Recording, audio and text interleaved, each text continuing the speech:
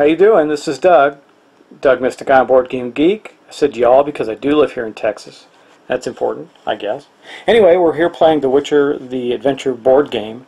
A lot of fun. We've been playing with a two-player game with Geralt of Rivia and Triss Merigold, the mage.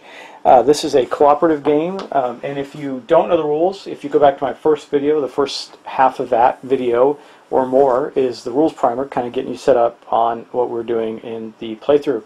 So we're going to get right into it. We're going to start with the turn of our Witcher, Geralt of Rivia, and we'll get started. So let's get going. So Geralt here, he just needs one more lead of combat, and he's going to satisfy this top part of his quest right here and have that done. Then he just needs the magic one, which, you know what, he might skip this side quest and go directly to that. He might also make his way over to Triss Merigold, because if he does the support quest there, it's worth quite a bit of victory points for both of them. So, but it would put him in the lead. So he's thinking about that too, but in the meantime he needs to get another red combat-based lead. And to do so, he's really only got one place he can go right now to make that happen, and that is to, well, he's got two. He can go to Tretogor or up to Kaer Morhen. Tretogor actually does not have an encounter, so he's going to go there.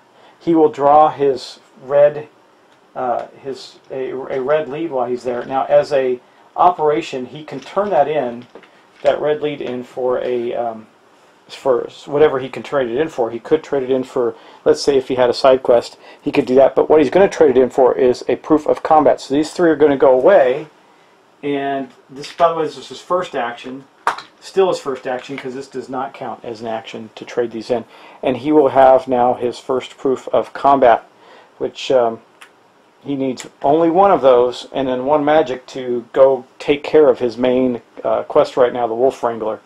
So, with that said, we're going to take his second action. I think while he's there, what he will do is he does not have anything on his potion, so he's going to spend his next action to take the brew action, which will allow him to place a token on his Zeugl's Vigor potion, which gives him rerolls, and that's important. So we're going to place this on that card, and that allows him to do that, and that is going to end his turn. Now, let's go to the board, because there is no encounter, so I'll show you what happens next. So up at the top here, you see the region that he's in has no encounter in it. So we're going to go to the war track, and we're going to move the war track over one. Now what does that do? That actually gives our first silver, so medium threat monster, onto the board. And this guy is going to be placed in the region. Now he won't encounter that this turn, but if he stays in that region, or which he probably will, he's going to end up encountering that silver monster. However, he's pretty tough in combat, so he's not ill prepared for that. Anyway, that's going to end his turn, so now we're going to go on to Triss Merigold. So Triss is here in Wizima still, and I think that she's going to go down to Maribor again and get, or actually, yeah, she can get down to Maribor and get another diplomacy lead, because if she does that, she can fulfill the second side quest she has immediately. It requires two of those diplomacy leads. So she's going to scoot on down here. She's going to pick up a purple diplomacy lead. That's going to be her first action.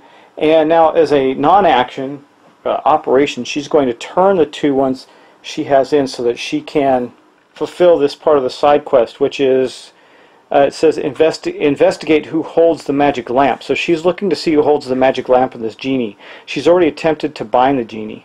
Now she's going to do that, and then her last step is to get these two things fulfilled so she can go and contain the genie once and for all.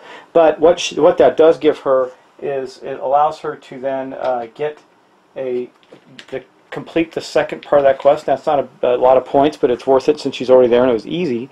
So for her first action, she's going to complete that, which will bump her up 2 more on the victory point track, I believe. Is it 3? No, it's 3. So she'll be at 8. She's scooting ahead of Geralt there, so he better hurry up and catch up to her. But now we have her second action. Now for her second action, I believe she's going to investigate. Now, as I read and understand the investigation action, I was wondering to myself, because you know you read things over and over again, still sometimes you come into questions. I was wondering to myself, if you investigate on an area that just has diplomacy leads there, can you do anything other than a diplomacy investigation?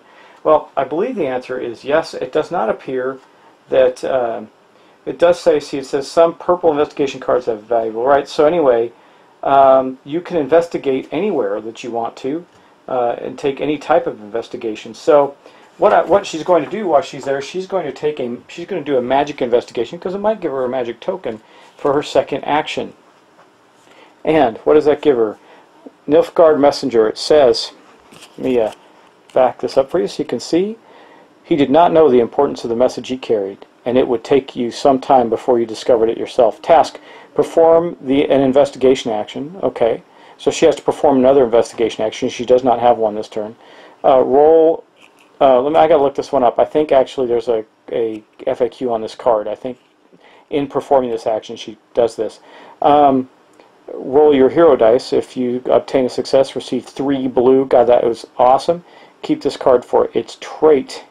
So okay, we're going to do that. That's pretty darn good. Let's think about that.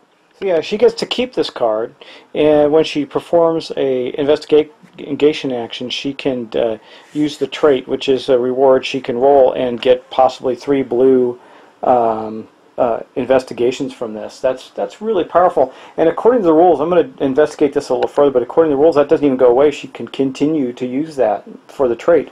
It says keep this card for the trait. That's an indefinite keep, not a one-time thing. So I think she just lucked out big time with that card. That is very valuable to her. So anyway, let us end here. That's the end of our session for today, the end of Triss Merigold's turn. I will see you on the next one. This is episode 5. I believe, yeah. And we're going to continue on. So thanks for watching. I appreciate your time, and have a great day.